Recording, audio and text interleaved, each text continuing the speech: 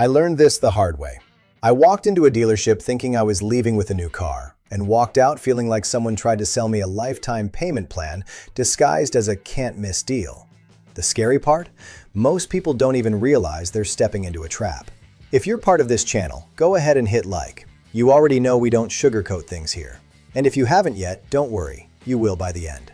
If you walk into a dealership in the US today, especially in big cities like Los Angeles or New York, you're basically entering a modern financial slaughterhouse.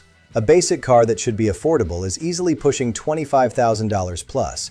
And once you look at something a little nicer, like a compact SUV, say a Chevy Trax, Honda CR-V, or Toyota Corolla Cross, you're suddenly in the $30,000 to $40,000 range without even trying. And then comes the magic, or let's be honest, the polished scam. Dealers push financing hard, 60, 72, even 84 months. That's 7 years. 7 years paying for a car, with interest rates that, if you actually sit down and calculate them, feel a lot like the credit card debt you swore you'd never carry, but somehow are.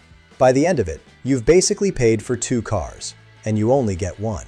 One that already lost a big chunk of its value the second you drove it off the lot. But honestly, the high price isn't even the worst part. The real problem is what you're actually buying. Because when you drive off in a brand new car today, you're not getting a machine built to last. You're getting a giant smartphone on wheels. A system packed with electronics, sensors, modules, infotainment screens that freeze like bad Wi-Fi in a storm, and software controlling everything from the engine to the AC. And here's the part no one tells you when you're signing the paperwork. These cars aren't built to age well. Once the warranty is gone, the quiet nightmare begins. Expensive repairs, fragile electronics, modules that fail over something as small as a battery issue, sensors throwing random errors, and every trip to the shop feels like a financial gut punch. A simple electrical problem can cost more than an entire engine from an older car. Meanwhile, far away from shiny showrooms and free coffee, there's a group of people playing a completely different game. Experienced mechanics, people who actually understand money, drivers who got tired of the trap. They've stepped out of the system, and they're going the opposite direction. Cars that are 15, 20 years old, models most people ignore, like an early 2000s Toyota Corolla, an older Honda Civic, a Ford Focus, or even a well-kept Chevy Impala. No giant screens, no unnecessary tech, but they have something new cars are quickly losing: durability. These cars were built when longevity mattered. Simple, reliable engines, easy to work on, suspensions that can handle rough roads without falling apart. Cheap parts, predictable maintenance, and most importantly, they're not quietly draining your bank account. A 2005 Corolla, for example, can easily run past 200,000 miles with basic maintenance. A naturally aspirated 1.8 or 2.0 engine, no turbo headaches. A traditional automatic transmission that lasts if you take care of it, and solid fuel economy for everyday driving. And the best part? You can often get one for under $6,000. Paid in full. No selling your soul in monthly payments. Now, to understand this shortcut people have figured out, the so-called pre-screen loophole, you first need to see how the modern trap was built. Look at the dashboard of any car made after 2018. Analog gauges? Gone. Physical AC knobs you could adjust without looking? Gone. Simple radio controls? Also gone. In their place, a big glowing screen in the middle of the dash, like someone glued a tablet to it. Automakers love to call this premium tech. They say it's progress, comfort, modern design. But here's the truth. That's not luxury. That's cost-cutting dressed up as innovation. A single glass screen, basically something that feels like a cheap tablet, is way cheaper to produce than a dashboard full of real buttons, wiring, and mechanical parts. And yet, they sell it to you as cutting-edge technology. It's not. It's manufacturing cost-cutting dressed up as innovation and a ticking time bomb for your wallet.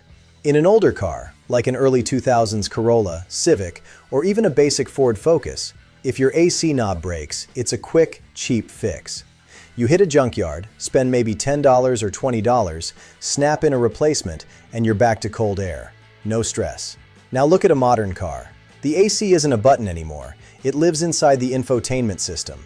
That sleek screen that looks high-tech. But under real conditions, hot summers, stop-and-go traffic, heat building up inside, that screen starts glitching, freezing, or just shutting down. And when it does, it's not just your music. You can lose AC, defrost, even core functions. At that point, the car's barely usable. And when you take it to the dealer expecting a simple fix, they don't repair it. They replace the entire unit. That's when you get hit with the number: $1,500, $2,000, sometimes more. A small electronic issue turns into a major expense. But that screen? It's just the bait. The real trap runs quietly in the background. Most new cars in the US now come fully connected: tracking systems, data logging, built-in internet. Sounds modern, but think about it. You're not just driving anymore, you're being monitored.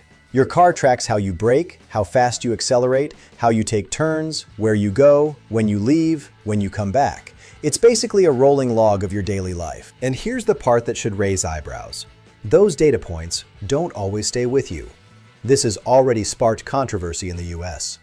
Driving data being used to assess risk, behavior, and directly impact insurance rates. So now, it's not just about driving, you have to behave so your own car doesn't work against you. Imagine paying higher insurance because you had to brake hard to avoid an accident, or because you accelerated quickly merging onto the highway. You pay a premium for the car, and it can still cost you more behind the scenes. It's like owning something that slowly starts working for the system, not for you. And under the hood, things have changed too, and not in your favor. Modern engines are smaller, turbocharged, packed with sensors, electronic valves, and highly sensitive injection systems. They look great on paper, efficient, powerful, but in real life, they're demanding. Fuel quality varies, maintenance isn't cheap, and small issues can turn into big problems fast. Meanwhile, those older, naturally aspirated engines, simple 1.6 or 1.8 setups, are tough. They handle imperfect fuel, heavy traffic, and basic maintenance without constant drama. They're not perfect, but they're reliable. And that's where it starts to click for a lot of people.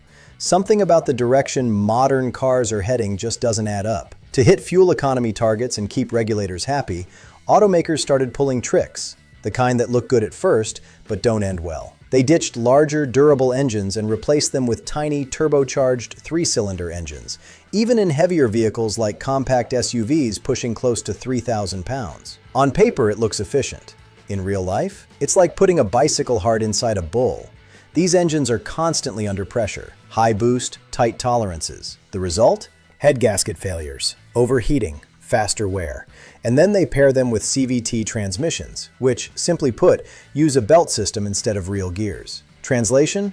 Less durable, more sensitive, and expensive to fix. Over time, internal wear turns into fine metal debris circulating inside the transmission. In practice, these setups often feel like ticking time bombs. Around 60,000 to 80,000 miles, problems start showing up. The modern car market is stacked against you, but there's a way out. There's a kind of hidden shortcut most people overlook: buying cars from a very specific era.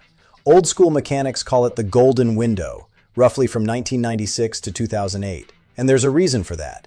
Cars from that period are modern enough to be reliable for daily use, but still simple enough to avoid massive repair costs. Starting in the late 90s, vehicles came with solid electronic fuel injection and standardized diagnostics that any mechanic can read. That means easy cold starts, smooth running, and if something goes wrong, you can figure it out quickly with an inexpensive scanner. At the same time, these cars already had key safety features: airbags, ABS brakes, improved crash structures.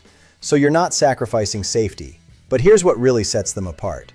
They came before the era of overcomplicated electronics. No giant touchscreens, no constant tracking, no start-stop systems shutting your engine off at every red light just to save a drop of fuel while adding wear. You get a physical key, analog gauges, real buttons, the kind you can adjust without even looking.